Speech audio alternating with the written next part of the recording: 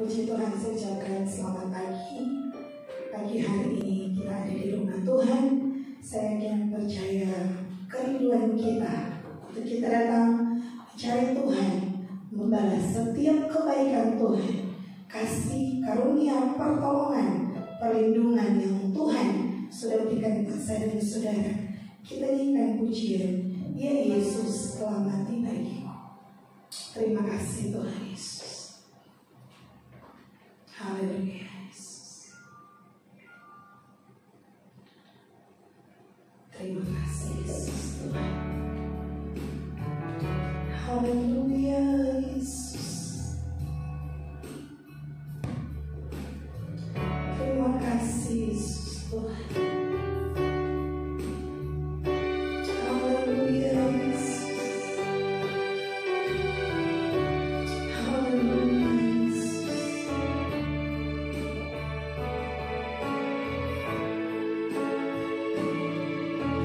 Ya Yesus telah mati bagiku. Ya Tuhan selamatkan jiwa. Bagi Dia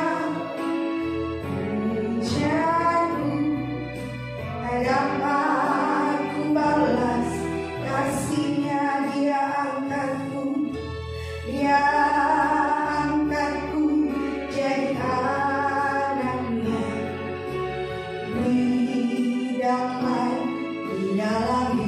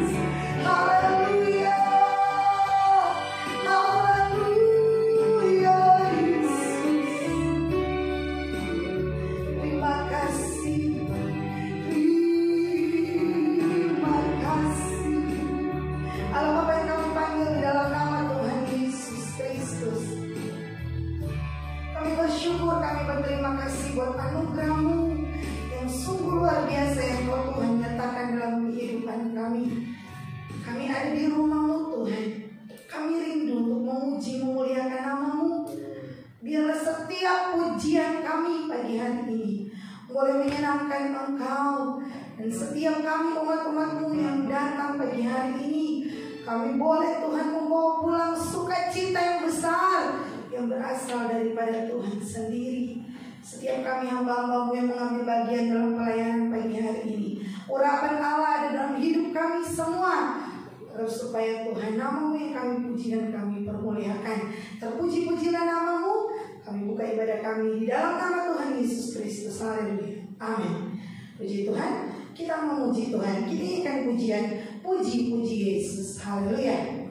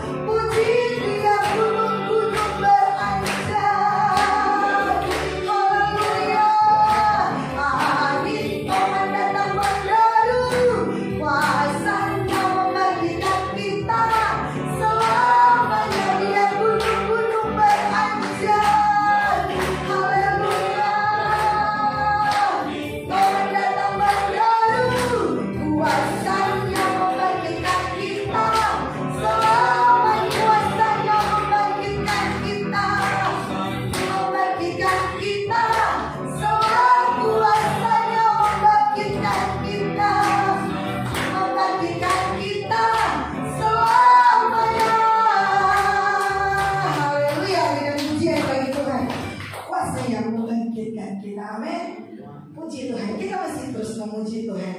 Kita inginkan pujian Yesus disalibkan karena cintanya. Amin, haleluya. Puji Tuhan.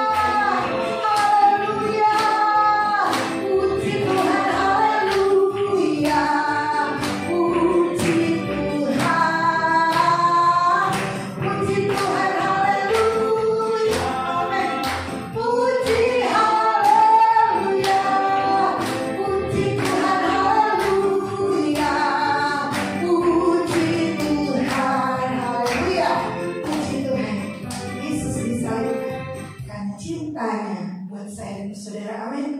Kita masih memuji Tuhan. Darahnya amat kuasa, sucikan dari dosa. Haleluya. Amin.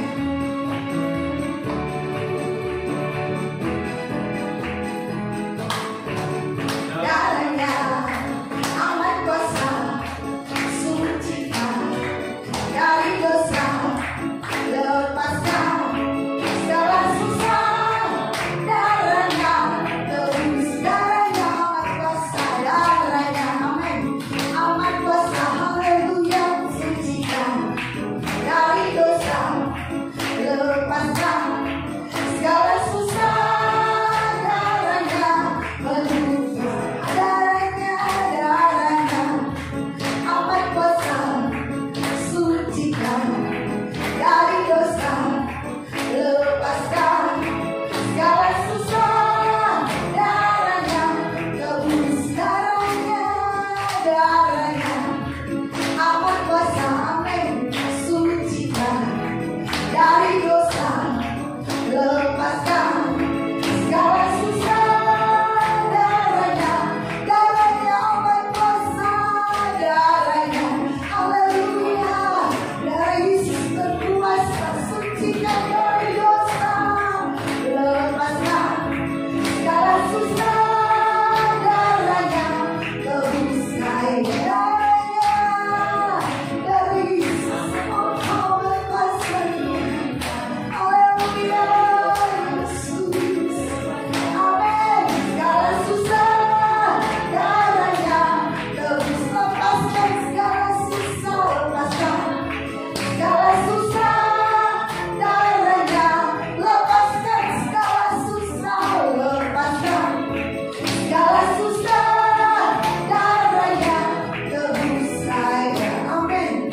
Haleluya, puji Tuhan. Kita akan siapkan kehidupan kita. Kita mau terima kebenaran firman Tuhan. Kita inginkan pujian, hanya Kau Tuhan hidup. Karena salibmu kami hidup, karena salibmu kami menang. Terima kasih Tuhan, Engkau yang berkuasa untuk melakukan mujizat dalam hidup kami. Haleluya Yesus. Terima kasih Yesus. Haleluya Yesus. Haleluya Yesus.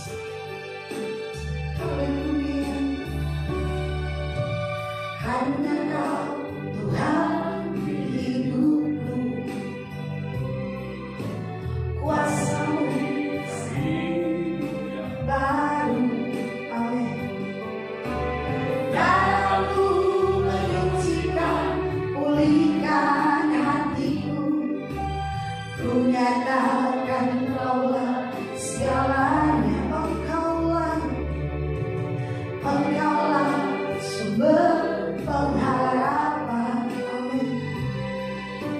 Kuasa-Mu sanggup menyembuhkan jiwaku pun berserah hanya kepadamu. Yesus, Kaulah segalanya. Karena salibmu, karena salibmu ku hidup, karena salibmu ku menang.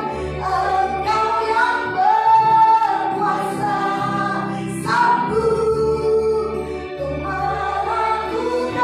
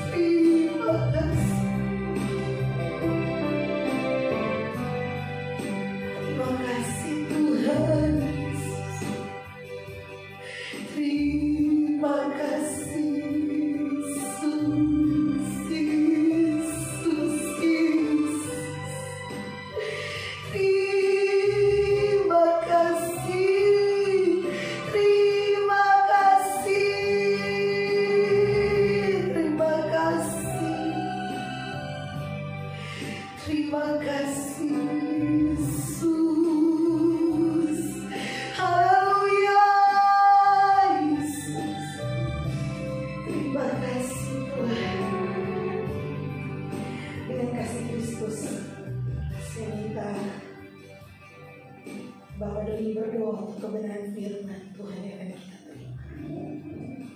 Terima kasih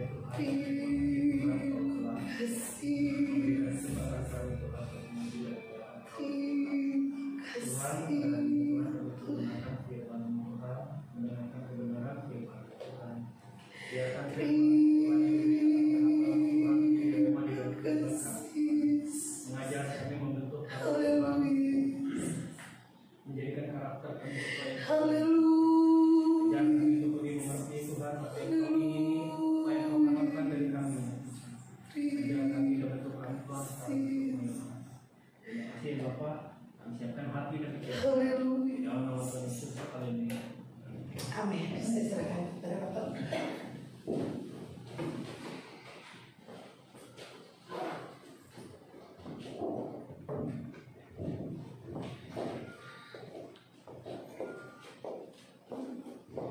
Haleluya, saudara-saudara. Mari sama-sama kita kembali melihat firman Tuhan.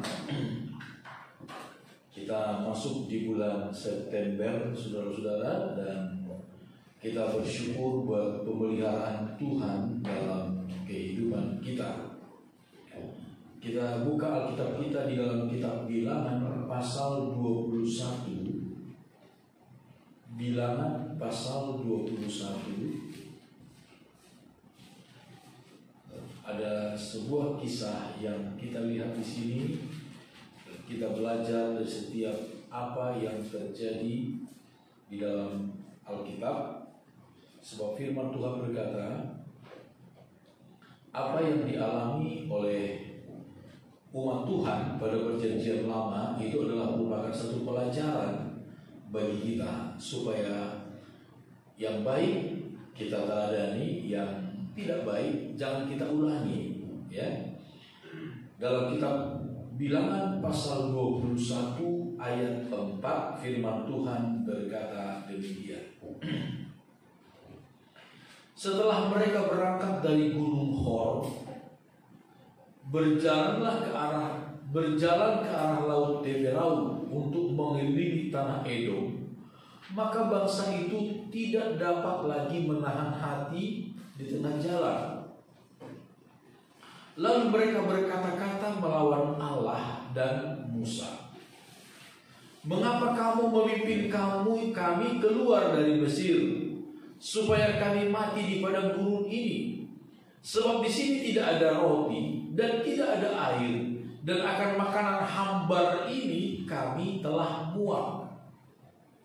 Makanan hambar itu yang dimaksud adalah manna, saudara, ya. Lalu Tuhan menyuruh ular-ular tedung di antara bangsa itu yang memagut mereka, sehingga banyak dari orang Israel yang mati. Kemudian datanglah bangsa itu mendapatkan Musa dan berkata, kami telah berdosa, sebab kami berkata-kata melawan Tuhan dan engkau. Berdoalah kepada Tuhan supaya dijauhkannya ular-ular ini daripada kami. Lalu Musa berdoa untuk bangsa itu.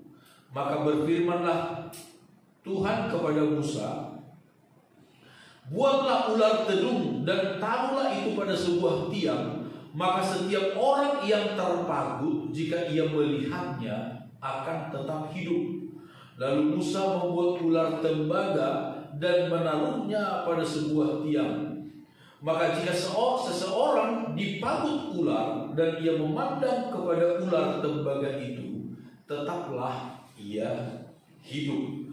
Saudara-saudara, sekali lagi ini adalah merupakan pelajaran bagi kita umat Tuhan. Dalam perjalanan kita bersama dengan Tuhan, seringkali kita juga tidak habis pikir mengapa Tuhan izinkan banyak hal yang kita tidak suka terjadi dalam hidup kita. Mengapa pengalaman yang tidak baik mestinya itu hanya dialami oleh orang yang tidak percaya saja. Sedangkan kita yang percaya seharusnya menurut kita, saudara-saudara, ya Tuhan benar-benar lindungi kita. Tetapi tidak demikian, saudara-saudara. Bahkan ada kalanya perjalanan hidup kita seolah-olah lebih berat dari orang-orang yang tidak percaya kepada Tuhan. Itulah yang terjadi ketika bangsa Israel ini keluar dari tanah Mesir. Sebenarnya ada satu jalan pintas, jalan potong yang waktu perjalanannya tidak terlalu lama. Kalau seandainya Tuhan mau membawa bangsa Israel melalui jalan itu. Tetapi bukan itu jalan yang dipilih oleh Tuhan. Tuhan malah membawa mereka berputar. Harus melewati padang gurun, harus melalui Laut Merah dan lain sebagainya. Dan di sini saudara-saudara, kita membaca di dalam kisah ini, mereka dibawa oleh Tuhan mengitari daerah Edom. Mengelilingi tanah Edom. Kenapa bangsa Israel dibawa oleh Tuhan mengelilingi tanah Edom? Karena Tuhan tidak ingin orang Israel berperang melawan Edom. Edom itu masih saudara orang Israel, yaitu keturunan Esau. Sedangkan Israel keturunan Yakub. Dan Tuhan berkata, jangan berperang melawan Edom. Tetapi bangsa Israel kemudian disebutkan tidak dapat lagi menahan hatinya. Tidak dapat lagi menahan hati, lalu meledaklah saudara. Mereka berkata-kata begitu pahit, kata-kata mereka begitu tajam melawan Allah dan melawan Musa.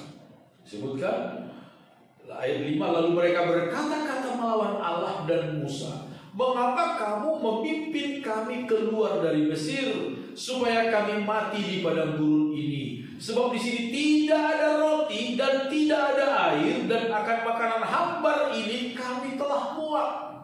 Setiap hari makan mana, dan mereka disebutkan muak, bosan. Padahal kalau kita membaca di dalam ayat-ayat yang lain, sebenarnya manna itu manis rasanya, seperti madu. Tetapi dasar keinginan mereka yang tidak terpuaskan, lalu mereka bersungut-sungut, memberontak kepada Allah. Itu sebabnya, saudara-saudara, Tuhan menyuruh ular-ular tedung ke antara bangsa itu yang memagut mereka sehingga banyak dari antara orang Israel itu yang mati. Tuhan mengutus ular-ular untuk membunuh mereka. Tentunya saudara-saudara, seseorang yang digigit ular itu menderita. Itu gigitan ular itu, bisa ular itu sangat-sangat menyakitkan. Kalau seandainya orang digigit ular langsung mati, udahlah. Tetapi prosesnya itu, saudara, itu sangat sakit. Sangat sakit. Orang yang digigit ular, orang yang digigit oleh binatang-binatang berbisa, itu sangat sakit. Ayah saya almarhum pernah digigit oleh ular. Ular kecil, saudara, di semak-semak. Nggak sadar, ayah saya mau bersihin semak-semaknya pakai tangan, tiba-tiba ular ada di situ, dipanggut tangannya. Sakit sekali. Untung ada mantri kesehatan di kampung itu kasih obat. Tapi itu pun sangat sakit. Bisa ularnya bisa dinetralisir oleh obat, tetapi rasa sakitnya itu sakit sekali. Saya juga pernah digigit kalajengking kecil, saudara. Kalajengking masih anak-anak, itulah. Anaknya kalajengking kecil sekali. Itu pun sakitnya bukan main, saudara. Sakitnya bukan main. Orang yang digigit binatang-binatang berbisa itu, selain memang mematikan, tetapi juga itu mendatangkan kesakitan yang luar biasa. Saudara, ini adalah merupakan lambang daripada pekerjaan iblis. Akibat-akibat dari dosa. Akibat-akibat dari dosa. Iblis, kalau kita melihat di dalam kitab Kejadian, saudara-saudara, iblis itu mengambil rupa ular. Ya bukan, saudara. Cuma ular apa yang dipakai oleh iblis untuk menggoda Hawa pada waktu di Taman Eden, kita tidak tahu. Apa ular besar atau ular kecil, kita nggak tahu. Kalau ular tenung ini sejenis ular yang tidak terlalu besar, tetapi bisanya sangat, racunnya itu sangat-sangat mematikan. Sangat-sangat mematikan. Sekali lagi, ini adalah merupakan gambaran dari akibat dosa, akibat pelanggaran kita, akibat pekerjaan iblis. Lalu Tuhan menyuruh ular-ular tenung di antara bangsa itu yang memanggut mereka, sehingga banyak dari antara orang Israel yang mati. Saudara-saudara, sekali lagi, dosa selalu mengakibatkan penderitaan. Penderitaan.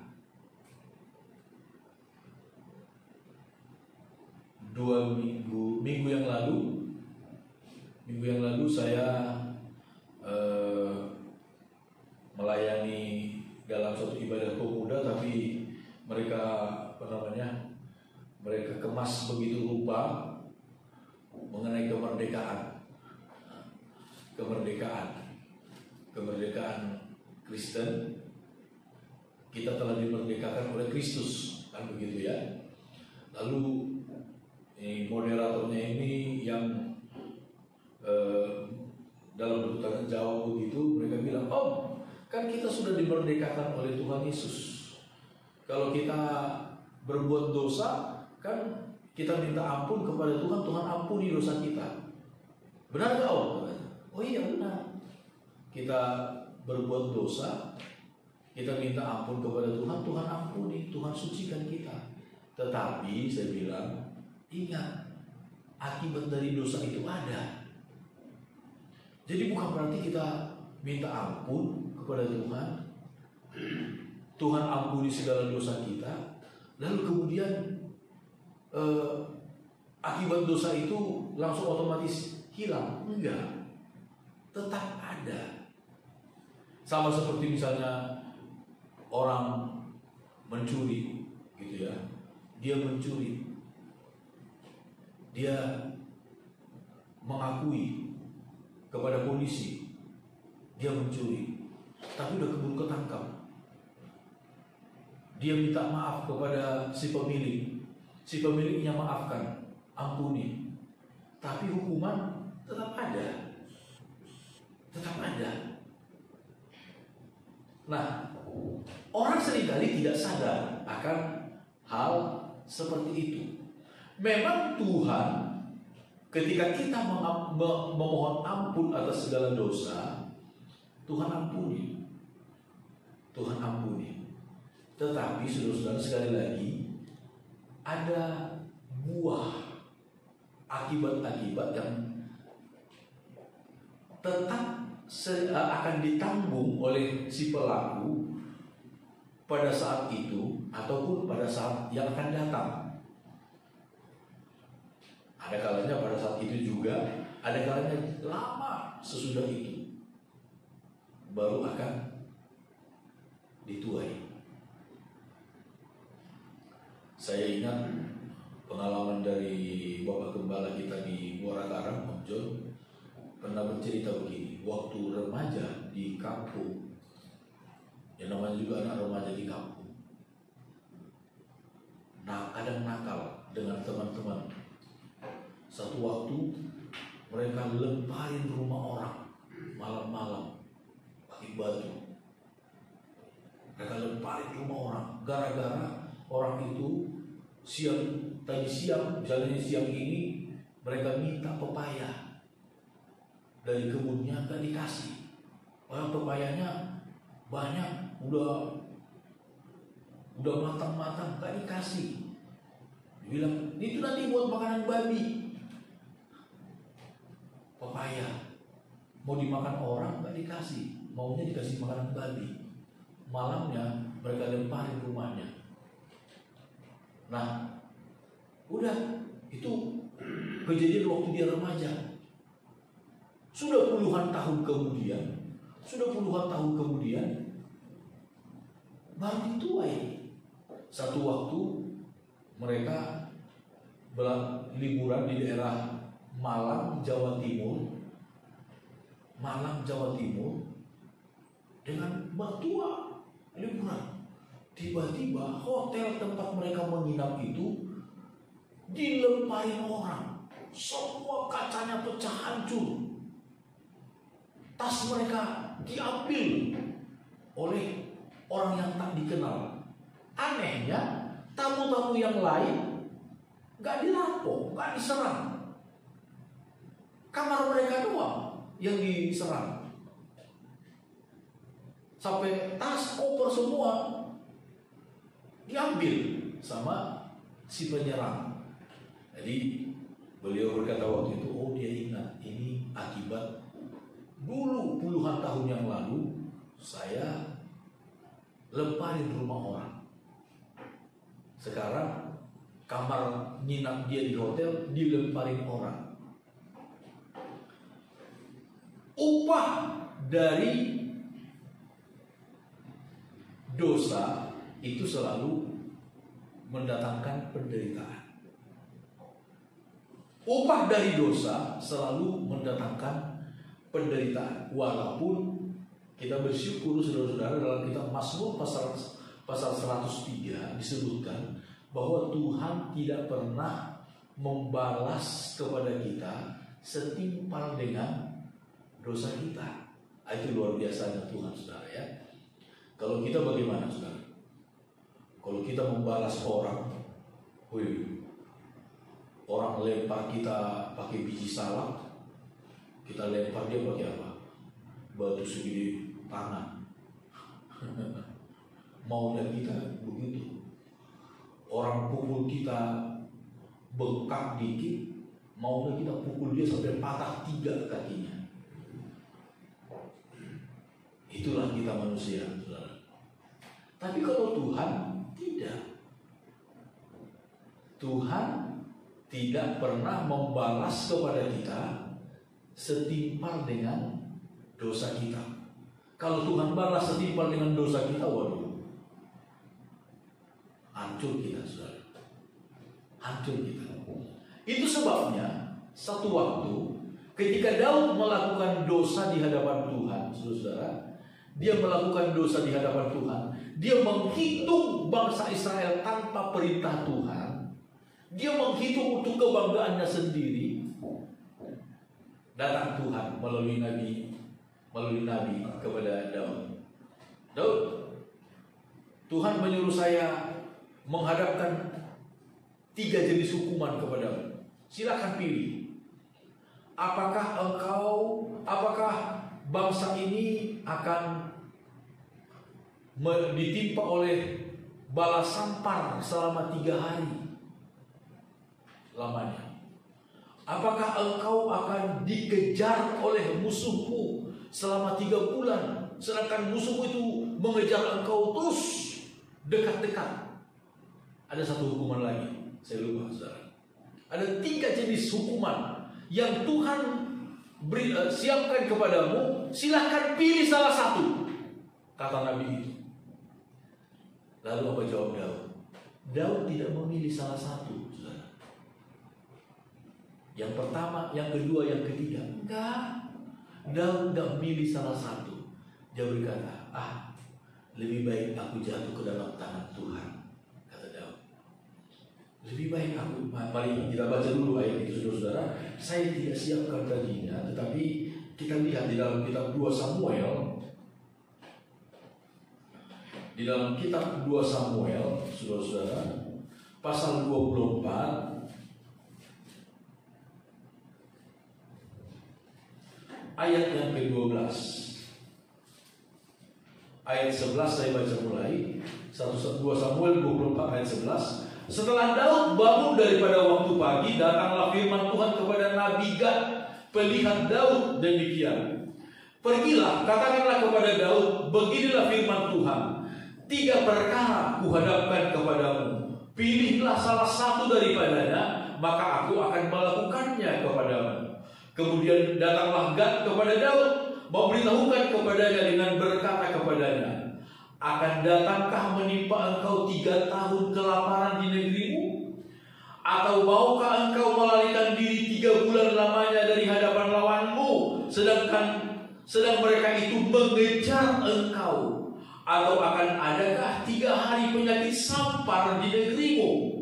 Maka sekarang pikirkanlah dan timbanglah, jawab apa yang harus kusampaikan kepada yang mengutus aku. Ayat 14.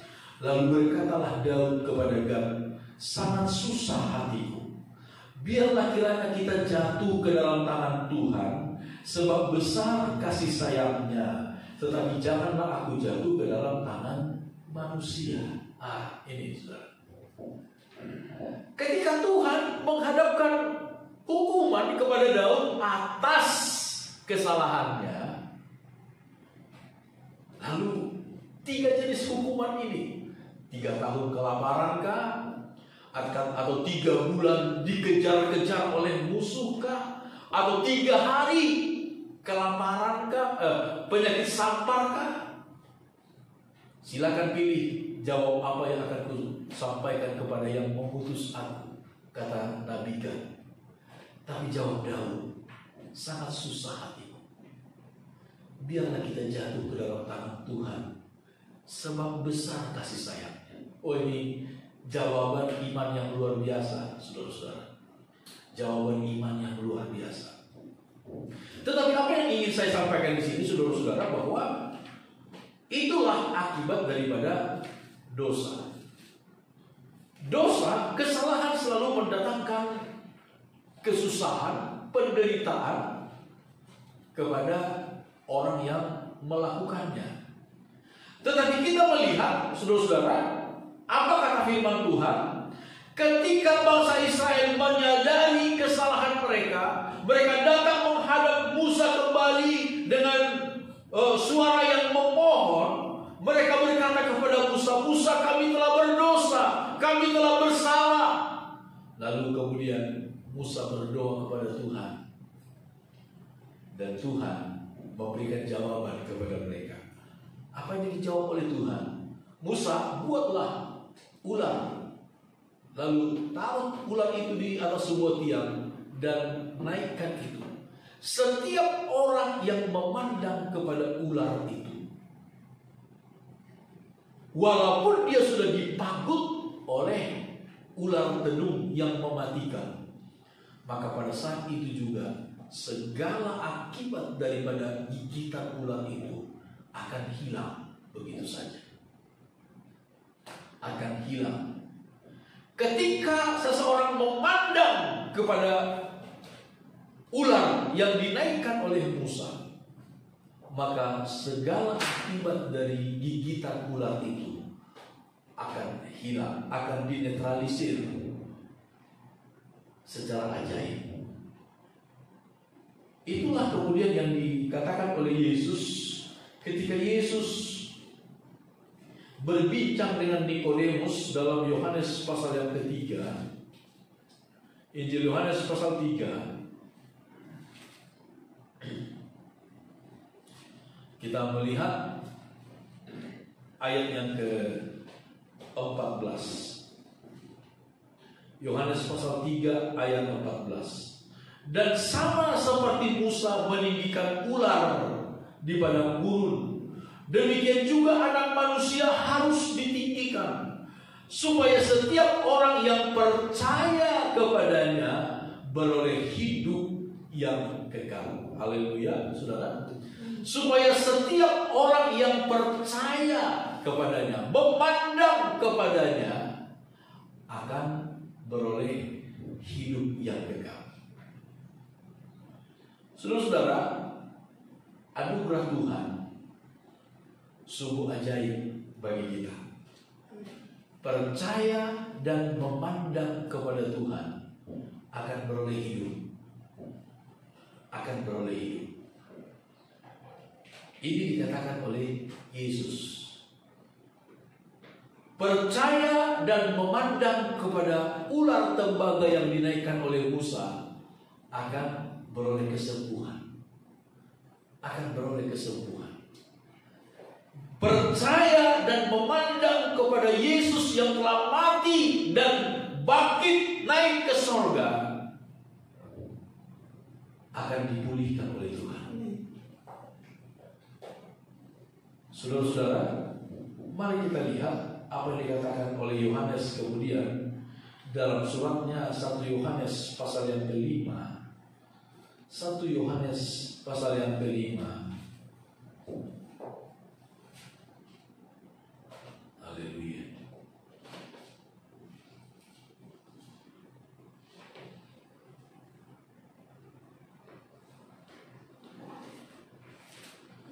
Satu Yohanes pasal yang ke-5 ayat yang ke-4.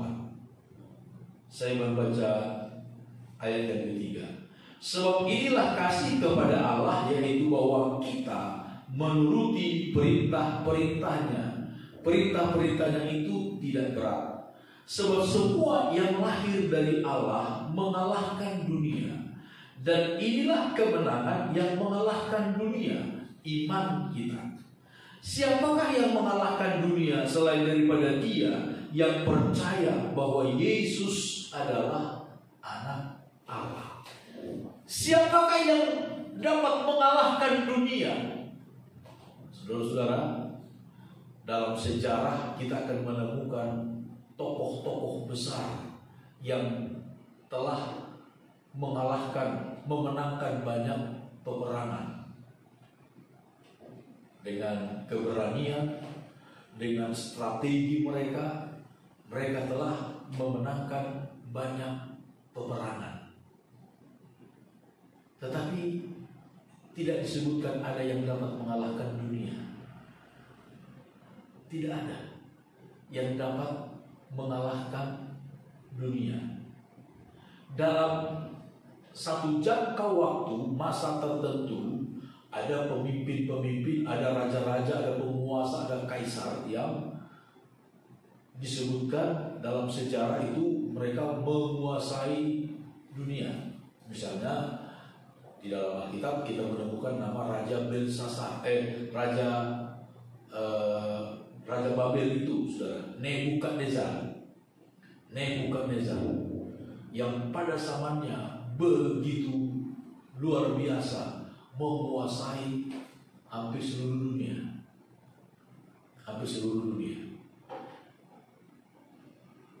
Lalu kemudian dalam sejarah Yunani kita menemukan seorang yang bernama Alexander the Great, Alexander yang agung, yang dalam usia yang masih muda pernah menangis karena tidak ada lagi kerajaan yang tidak dia taklukkan.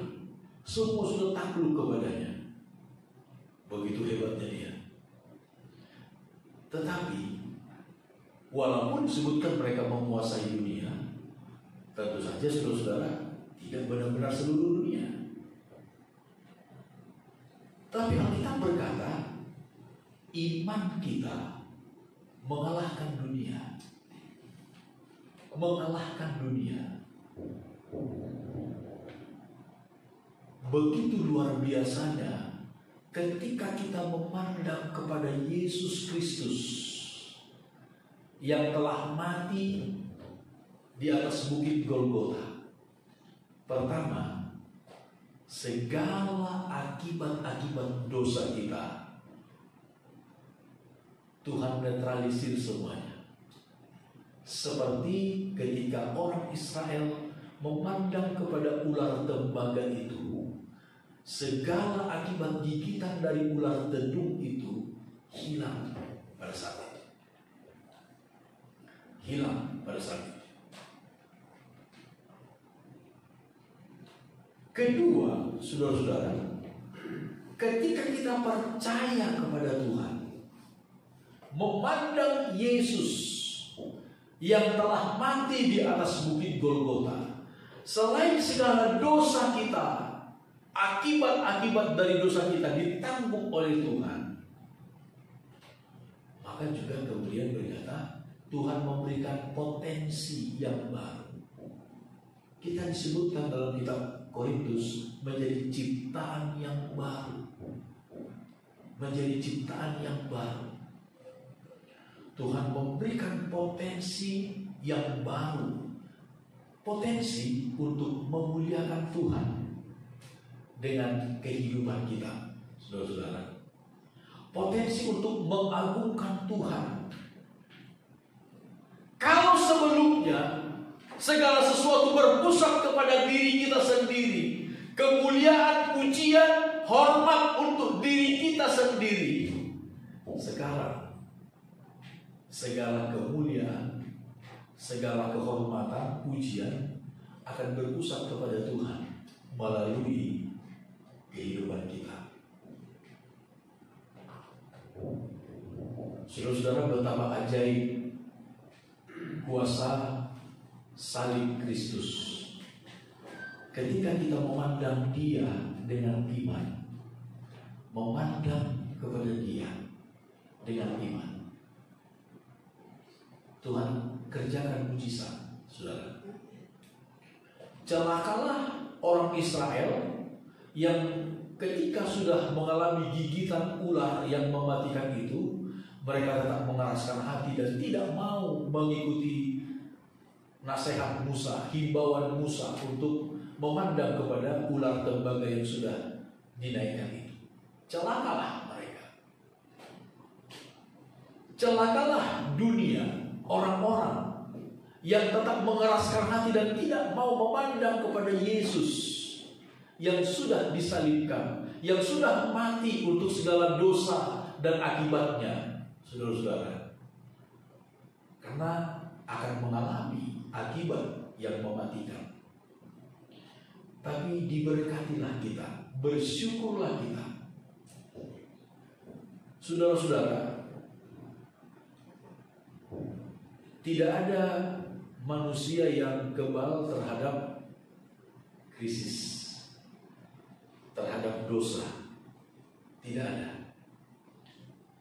Tidak ada.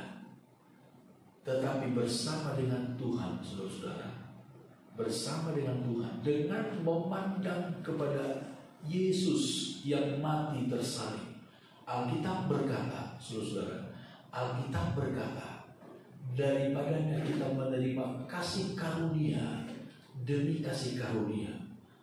Injil Yohanes pasal 1, kita melihat firman Tuhan. Injil Yohanes pasal 1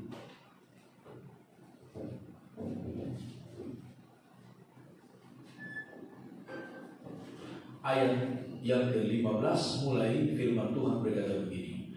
Yohanes, di sini Yohanes Pembaptis. Yohanes memberi kesaksian tentang Dia dan berseru, katanya, inilah Dia yang kumaksudkan ketika aku berkata, kemudian daripadaku akan datang Dia yang telah mendahului aku, sebab Dia telah ada sebelum aku. Ayat 16. Karena dari kepenuhannya kita semua telah menerima kasih karunia demi kasih karunia. Amin, saudara.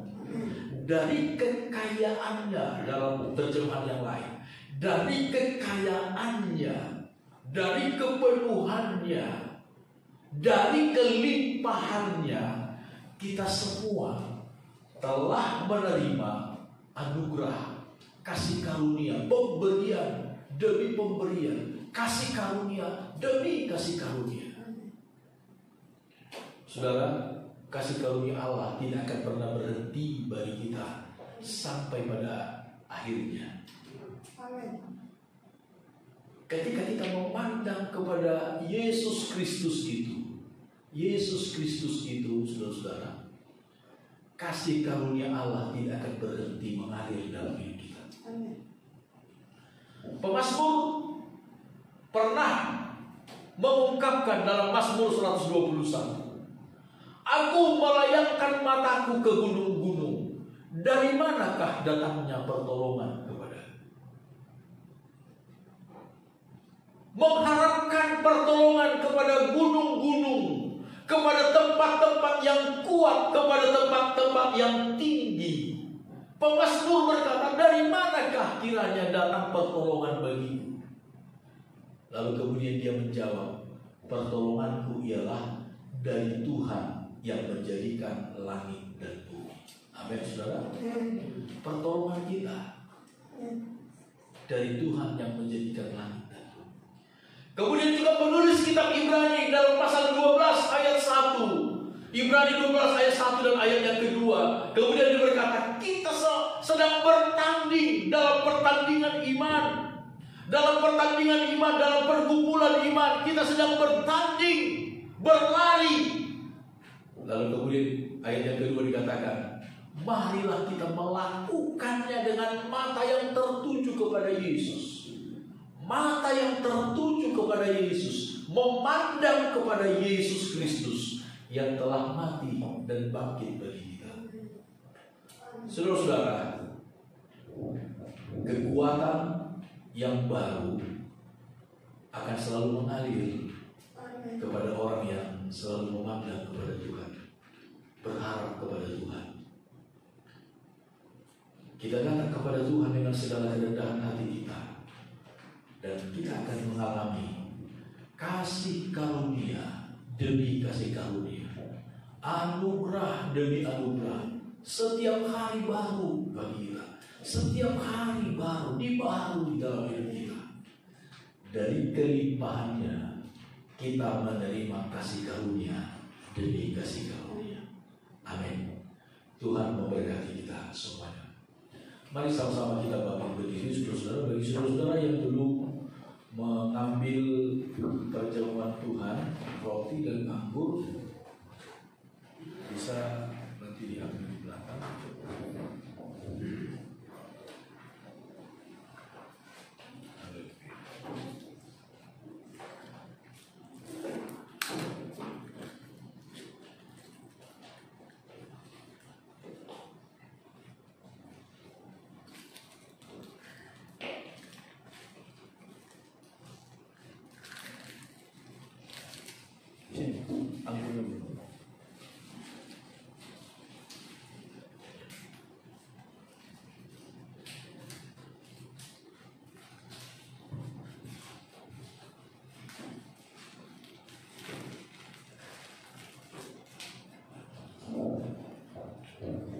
Mari sama-sama kita akan menerima perjamuan Tuhan. Haleluya. Saya kita bangkit berdiri bersama-sama. Haleluya, haleluya, haleluya. Kasih Tuhan, kasih yang menyelamatkan, kasih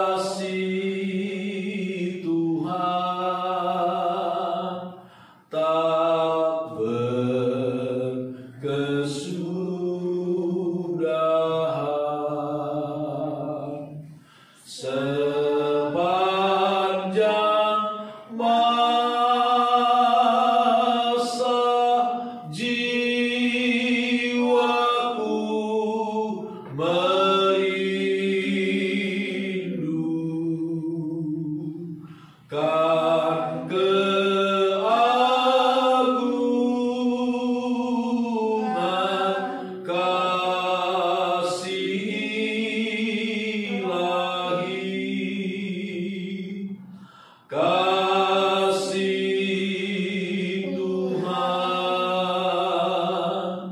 kasih yang menyelamatkan. Kasih Tuhan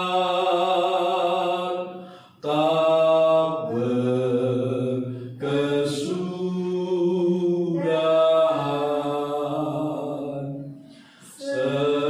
Sepanjang masa jiwaku merindu kan keagungan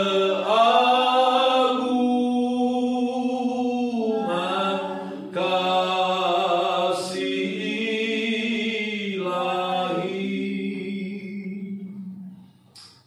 Bapa kami dalam sorga, Allah yang kami sembah di dalam nama Tuhan Yesus, terima kasih buat anugerah-Mu. Terima kasih buat firman-Mu yang mengingatkan kami untuk kami terus memandang kepada-Mu Tuhan. Hanya dengan memandang kepada-Mu, kami boleh mengalami kemenangan, kami boleh mengalami pemulihan, kami boleh mengalami sukacita, kami boleh menerima kasih karunia demi kasih karunia dari Tuhan Yesus. Tuhan, saat ini kami datang merendahkan hati kami, merendahkan diri di hadapan-Mu. Kalau sebentar kami akan menerima perjamuan Tuhan, tubuh dan darah. Tuhan sucikan, Tuhan layakkan hidup kami. Ampuni segala dosa dan salah kami ya Tuhan. Biar kami boleh layak bersekutu dengan tubuh dan darah-Mu, sehingga bukan murka yang akan kami terima, melainkan kasih karunia-Mu yang semakin melimpah di dalam kehidupan kami. Sucikan dan layakkan hamba-Mu yang akan melayani. Biar kami semua bersama dengan sidang jemaat-Mu, Tuhan tetap ada dalam kasih karunia.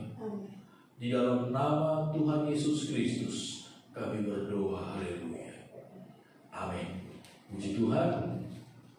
Mari sama-sama saudara kita pegang roti di tangan kanan kita, saudara-saudara. Kita angkat tinggi-tinggi sebagai tanda penghormatan kita kepada Kristus. Sebab apa yang telah kuteruskan kepadamu telah aku terima dari Tuhan, yaitu bahwa Tuhan Yesus pada malam waktu Ia diserahkan mengambil roti, dan sesudah itu Ia mengucap syukur atasnya. Ia memecah-mecahkannya dan berkata, "Inilah tubuhku yang diserahkan bagi kamu. Perbuatlah ini menjadi peringatan akan aku." Haleluya. Dengan iman dan mata rohani yang memandang kepada korban Kristus di kayu salib, mendatangkan kesembuhan, mendatangkan keselamatan bagi kita. Di dalam nama Tuhan Yesus Kristus, terimalah tubuh Tuhan dan makanlah dengan ucapan syukur. Haleluya. Amin.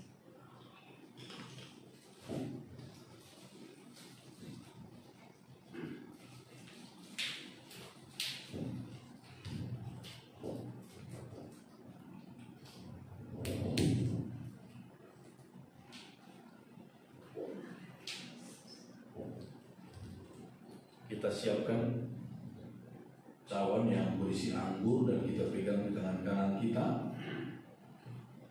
Demikian firman Tuhan.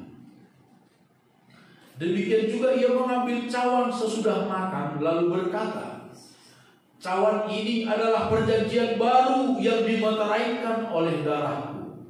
Perbuatlah ini setiap kali kamu meminumnya menjadi peringatan akan aku.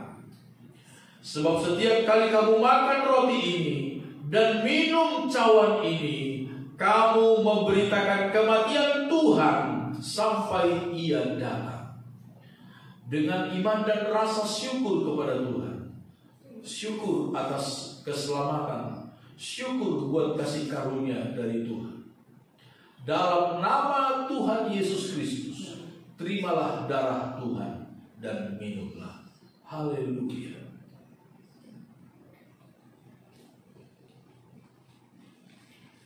Terima kasih Tuhan. Terima kasih Yesus. Terima kasih Tuhan. Haleluya. Salibnya,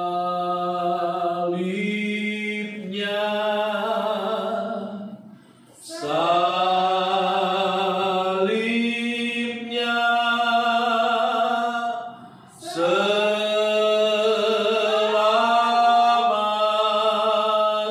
mulia,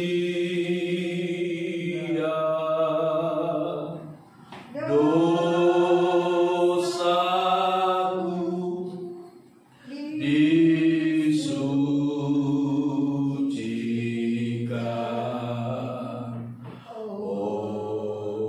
oleh darah Yesus. Salibnya, salibnya, selamat mulia,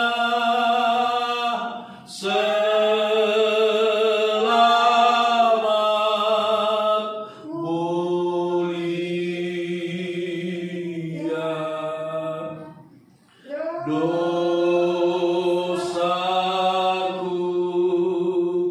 disucikan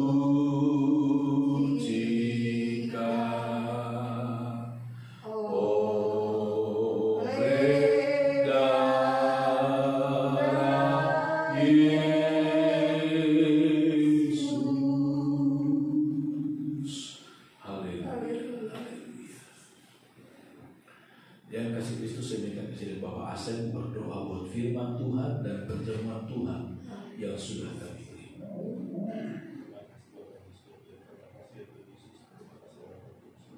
Haleluya.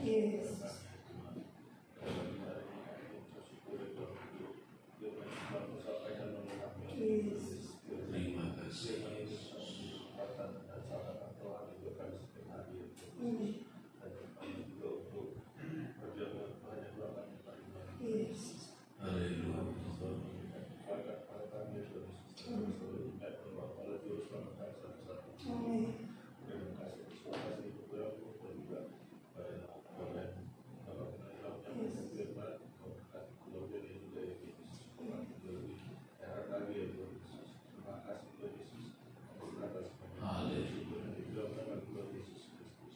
Haleluya.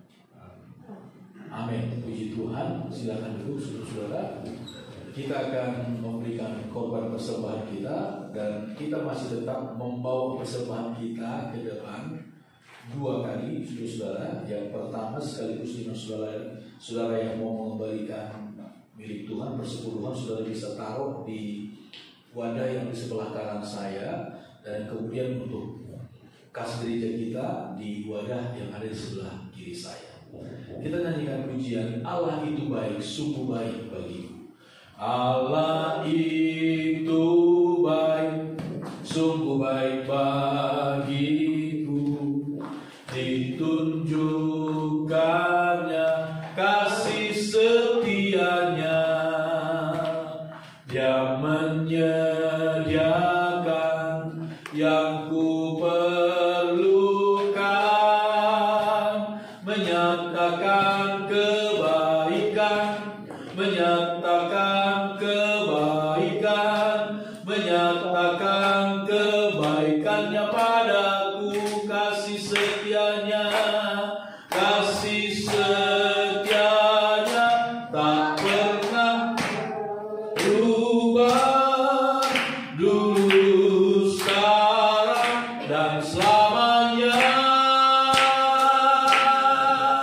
Ajaiblah kuasa dalam namanya, Yesus tuh luar biasa kasih setianya, kasih setianya tak pernah berubah, dulu, sekarang,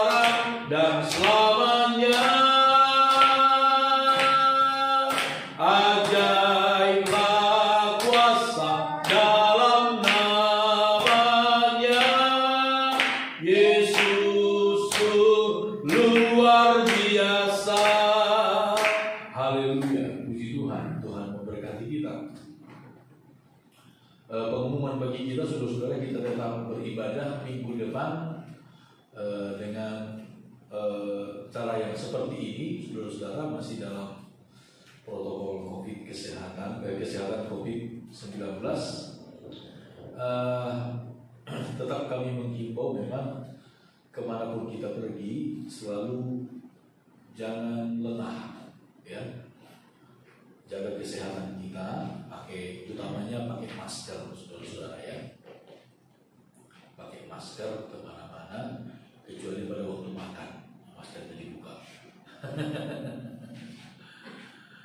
Kemarin ada teman hamba Tuhan di Siantar meninggal, katanya sudah hampir 1 minggu dirawat di rumah, meninggal, tapi ketika di tes pakai rapid test reaktif.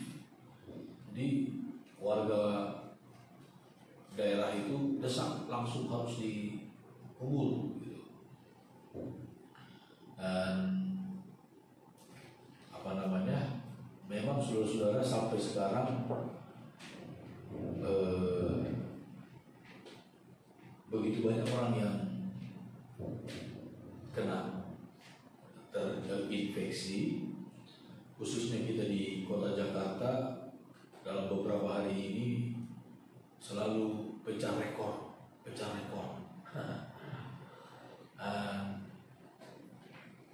Pertama memang kita selalu serahkan diri kepada Tuhan, itu yang paling utama. Karena sekali lagi saudara-saudara, kita nggak lihat ini virus ada di mana, terbang kemana, kita kan nggak lihat, saudara, ya. Jadi kalau menurut saya memang hanya Tuhan yang bisa melindungi kita. Hanya Tuhan yang bisa melindungi kita dari virus ini. Karena kita nggak lihat. Kecuali kita lihat, wah, bolehlah. Tetapi kita nggak lihat. Jadi hanya Tuhan yang bisa melindungi kita. Tapi walaupun demikian, dari pihak kita harus ada upaya. Upayanya apa? Ya minimal kemana-mana kita pakai masker. Kita pakai masker dan selanjutnya seperti cuci tangan dan lain sebagainya kita lakukan dan kita serahkan diri kepada Tuhan. Saya percaya Tuhan mempunyai cara untuk menolong dan melindungi kita. Itu saja pengumuman, saudara-saudara. Mari sama-sama kita bangkit berdiri, kita akhiri ibadah kita ini dalam doa dan tiada yang seperti Engkau, begitu mengasihiku. Kau Tuhan sanggup menjawab semua seru doaku. Tiada yang seperti Engkau, begitu mengasihiku. Kau Tuhan sanggup melawan seluruh kehidupanku. Aku percaya Tuhanku ajaib, Kau turun tangan memulihkanku. Aku percaya Tuhanku dahsyat, Kau turun tangan memberkatiku. Aku percaya Tuhanku ajaib, Kau turun tangan memulihkanku. Aku percaya Tuhanku dahsyat, Kau turun tangan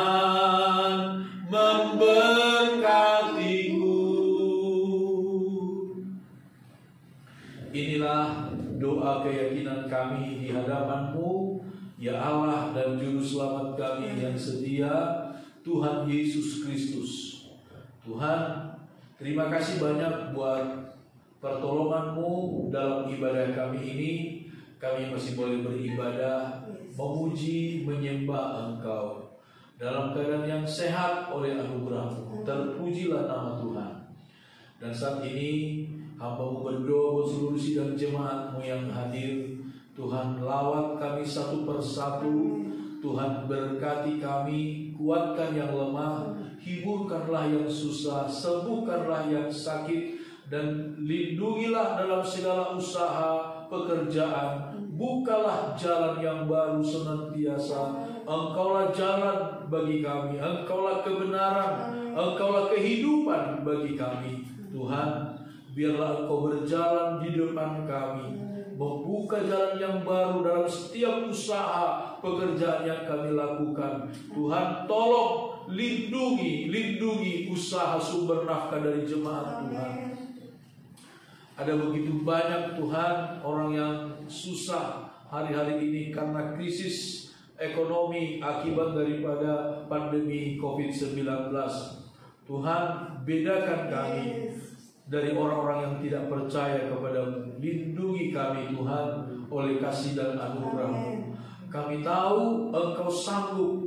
Kami tahu kuasa-Mu tidak pernah berubah. Tuhan, lindungi kami. Biar kemuliaan-Mu nyata dalam kehidupan kami, dalam usaha kami, dan segala sesuatu kami akan pakai untuk memuji, memuliakan, meninggikan, dan menghormati nama Tuhan. Inilah doa dan permohonan kami. Tuhan, kami berdoa buat saudara-saudara kami yang tidak hadir. Tuhan, lawat mereka. Saudara Eko, keluarga Bapak Jul, Bapak Yan Chandra, kami serahkan mereka ke dalam tangan-Mu. Demikian juga Ibu Farini, Tuhan Engkau lindungi dan berkati mereka. Biar kiranya pada waktu yang akan datang, kami boleh bersama-sama beribadah memuji nama Tuhan. Kami tidak lupa berdoa Tuhan untuk bangsa dan negara kami Indonesia. Kami serahkan ke dalam tangan-Mu. Kami mohon belas kasihan-Mu. Kami mohon berkat pertolongan-Mu. Tolong Tuhan bangsa kami Indonesia. Kami berdoa untuk seluruh aparat pemerintah kami, dari yang tertinggi sampai yang terendah. Tuhan, buat Bapak Presiden Joko Widodo dan Wakil Presiden Bapak Ma'ruf Amin, semua gubernur yang ada, semua bupati wali kota yang ada, Tuhan, tolonglah mereka supaya mereka, Tuhan, Engkau mampukan menjadi orang-orang yang bijaksana, dapat melihat, dapat mengerti jalan keluar yang terbaik untuk persoalan yang sedang terjadi di tengah-tengah bangsa dan negara kami. Kami berdoa untuk seluruh aparat keamanan TNI Polri. Tuhan, berkati mereka yang sudah begitu berjeri lelah, tulus hati mereka, Tuhan, menjaga keamanan dan ketertiban bangsa dan negara kami. Berkati mereka. Demikian juga seluruh tenaga kesehatan yang dengan sukacita, dengan tulus hati juga melayani seluruh warga masyarakat. Tuhan, Engkau berkati, lindungi mereka juga semuanya. Inilah doa dan permohonan kami ya Tuhan. Segala pujian syukur kami naikkan kepada-Mu. Pelayanan pekerjaan Tuhan yang kami layani di tempat ini, kami serahkan ke dalam tangan Tuhan. Kami mohon anugerah-Mu Tuhan, berkati kiranya. Tuhan, tambahkan bilangan kami, tambahkan jiwa-jiwa di tengah kami. Nama Tuhan dipuji dan dipermuliakan. Tuhan, tilik setiap persembahan yang diberikan oleh umat-Mu dengan segala sukacita mereka. Milik Tuhan persepuluhan yang mereka beri dengan rasa hormat, rasa syukur, rasa takut akan Tuhan. Tuhan, Engkau balas, memberkati, dan genapkan kiranya janji firman-Mu dalam kehidupan dan segala usaha umat-umat-Mu. Terpujilah nama Tuhan kekal sampai selama-lamanya. Kalau sebentar kami akan kembali ke tempat kami masing-masing. Tuhan, penyertaan-Mu, tuntunan-Mu, perlindungan-Mu, itulah segala-galanya dalam hidup kami. Terpujilah nama Tuhan. Dan sekarang saudara-saudaraku, kita tadahkan tangan kita mohonkan berkat dari Tuhan kita. Saudara-saudara yang dikasihi oleh Tuhan, percayalah kepada Tuhan dengan segenap hatimu, dan jangan bersandar kepada pengertianmu sendiri. Akuilah Tuhan dalam segala lakumu, maka Tuhan akan meluruskan jalan. Maka biarlah damai sejahtera dari Allah Bapa kita, serta kasih karunia demi kasih karunia melimpah dari Yesus Kristus Tuhan dan Juru Selamat kita, serta persekutuan bersama dengan Allah Roh Kudus, penolong, penghibur, pembela kita di dunia ini. Itulah kiranya yang nyata menyertai kita, membela, melindungi, dan memberkati kita hari lepas hari sampai pada hari Maranatha, yaitu pada waktu Yesus datang kembali. Terpujilah Tuhan. Terimalah berkat ini, dan kita akhiri ibadah kita ini dengan rasa syukur di dalam nama Tuhan Yesus Kristus. Haleluya. Semua yang percaya katakan sama-sama. Amin. Selamat siang, Tuhan.